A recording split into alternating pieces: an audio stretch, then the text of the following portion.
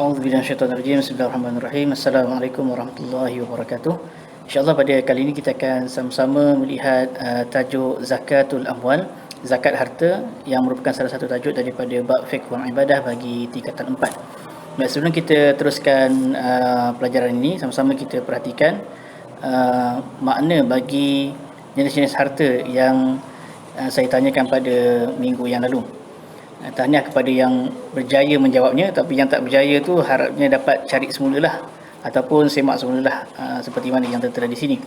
Baik, yang pertama az-zahab wal fiddah itu emas dan perak, al-ma'adin wal rikas galian dan harta yang tertanam. Jadi ar-rikas harta yang tertanam ataupun boleh kita sebut sebagai harta karun yang dijumpai, orang yang jumpa harta dalam tanah. Berikutnya urud at-tijarah, barangan dagangan, apa saja barang yang diniagakan, jika ia bernilai maka boleh dikeluarkan zakat. Seterusnya az-zuru' wath-thimar, tanaman dan buah-buahan, al-an'am, ternakan, yang mana tanaman dan ternakan ni ada jenis-jenis tertentu sahaja. Kemudian ad-dukhlu, pendapatan, al-ashum was-sanadat, saham dan bond.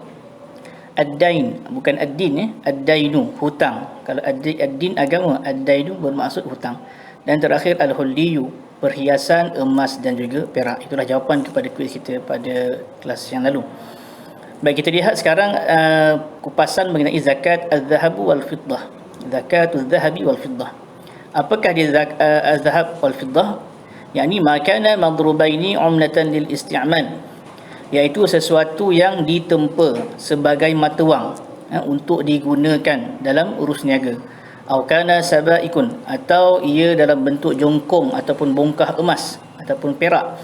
Au kana tabaraini, ataupun ia dalam bentuk serbuk emas ataupun serbuk perak. Wa tusamma aidan bin naqdaini, ia juga dinamakan sebagai dua mata wang, yakni dinar dan juga dirham. Dinar itu wang emas, dirham pula adalah wang perak. Dalil pensyariatan zakat emas dan juga perak daripada ayat Al-Quran. A'udzubillahi minasyaitonirrajim. Bismillahirrahmanirrahim. Walladzina yaknizuna adh-dhahaba wal fiddata wa la yunfiqunaha fi sabilillahi fabashshirhum bi'adzabin alim. Shadaqallahul azim. Maksudnya, dan orang-orang yang menyimpan emas dan perak dan tidak mahu membelanjakannya di jalan Allah, yakni tidak mahu berzakat, maka beritahukanlah kepada mereka bahawa mereka akan mendapat siksaan yang pedih. Surah At-Taubah ayat yang ke-34. Baik, seterusnya dalil daripada hadis. An Abi Dzarrin qala Rasulullah sallallahu alaihi wasallam, ma min sahibi dhahabin wala fiddatin la yuaddi minha haqqaha. Yang bermaksud dari Abu Dzar radhiyallahu anhu berkata, Rasulullah sallallahu alaihi wasallam bersabda, tidaklah pemilik emas dan pemilik perak yang tidak menunaikan darinya akan haknya, iaitu zakat, illa idza kana yaumul qiyamah suffihat lahu safaiha fayukwa min narin fa uhmiya 'alaiha fi nari jahannama biha janbuhu wa jabinuhu wa dhahruhu. Maksudnya, kecuali yakni apabila mereka tidak mengeluarkan zakat, pada hari kiamat nanti emas dan juga perak itu dijadikan kepingan-kepingan yang berapi, kemudian dipanaskan dalam neraka jahanam, lalu digosok lambung, yakni perutnya, dahinya dan bahagian belakang badannya dengan kepingan-kepingan itu. Kullama baradat u'idat lahu fi yawmin kana miqdaruhu 50,000 sanah hatta yuqda bainal ibad fayara sabilahu imma ilal jannah wa imma ilal nar. Setiap kali kepingan-kepingan itu dingin, sejuk, dikembalikan, yakni dipanaskan semula di dalam api neraka selama suatu hari yang ukurannya bersamaan dengan 50,000 tahun, sehinggalah diputuskan hukuman di antara seluruh hamba. Kemudian dia akan melihat atau diperlihatkan jalannya, sama ada dia dapat masuk ke syurga atau masuk neraka. Na'udzubillah min dzalik. Baik, seterusnya al-ijma'. Ajma' ulama ala masyru'iyyati zakah fi adh-dhahabi wal fiddah. Ulama telah berijma', ini sepakat tentang pensyariatan zakat emas dan juga zakat perak. Tidak ada ulama yang berpendapat di sebaliknya. Baik, berikutnya kita lihat syurutu wujubi zakati adh-dhahabi wal fiddah, syarat-syarat wajib zakat emas dan juga zakat perak. Syarat yang pertama al-Islam, yakni beragama Islam. La tajibu 'alal kafir, maka tidak wajib zakat ke atas emas dan perak yang dimiliki oleh orang-orang yang kafir. Yang kedua, al-milku at-tam, milik sempurna. la zakata 'ala al-awqaf, maka tidak ada zakat ke atas harta-harta yang diwakafkan. Kerana harta wakaf tidak dimiliki secara sempurna, kerana telah diberikan pemilikannya untuk Allah dan Rasul. Yang ketiga, ghairul hulli, yakni bukan emas ataupun perak yang dijadikan perhiasan, tapi ada syaratnya. Man lam yakun balighan minal kathrati ila haddin sarafi fi 'urfin nas, yakni selagi mana tidak melebihi had berlebihan ataupun had yang dikira sebagai membazir ataupun terlalu banyak mengikut uruf ataupun keadaan manusia.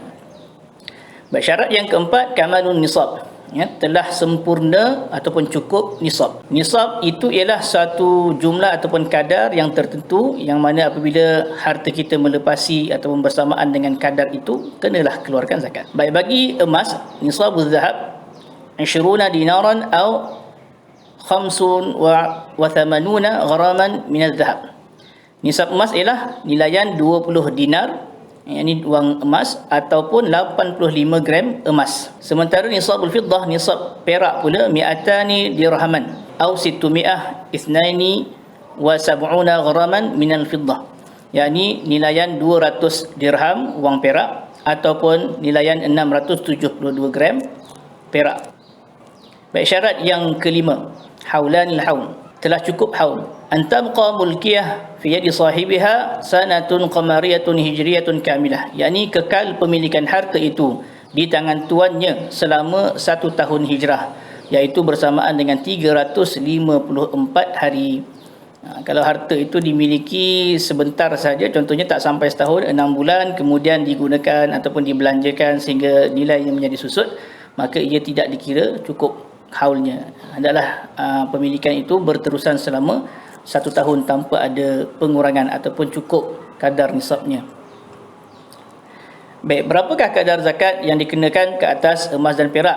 Miqdaru zakati az-zahabi wal fiddah wal warqah an-naqdiyah, kadar zakat emas, perak dan juga wang kertas. Wang kertas ini dikaitkan ataupun dikiaskan kepada emas dan perak kerana kedua-duanya adalah menjadi mata wang pada zaman sekarang. Kadarnya adalah rubu'ul usyur, yakni 1/4 atau isnani wa nisfin fil mi'ah, ataupun dalam kadar peratus 2.5%. Jadi jumlahnya adalah sebanyak itu sahaja. Baik, katakanlah, ini sudah jawabnya kuis ini, Ahmad memiliki 2.500 gram emas. Itu dah banyak tu. Cuba kirakan, setelah genap setahun dia memiliki emas tersebut, dia hendak mengeluarkan zakat emas miliknya. Baik, katakan 1 gram emas bersamaan dengan RM164.33. Jadi kadar zakat emas adalah 85 gram emas. Haulnya ialah 1 tahun. Jadi dia telah memiliki 1 tahun dengan kadar emasnya 2.500 gram. Jadi kirakan berapa jumlah zakat yang perlu dibayar oleh Ahmad. Tolong type jawapan anda di ruangan komen di bawah. Okey, sekian itu saja untuk kali ini. Assalamualaikum warahmatullahi taala wabarakatuh.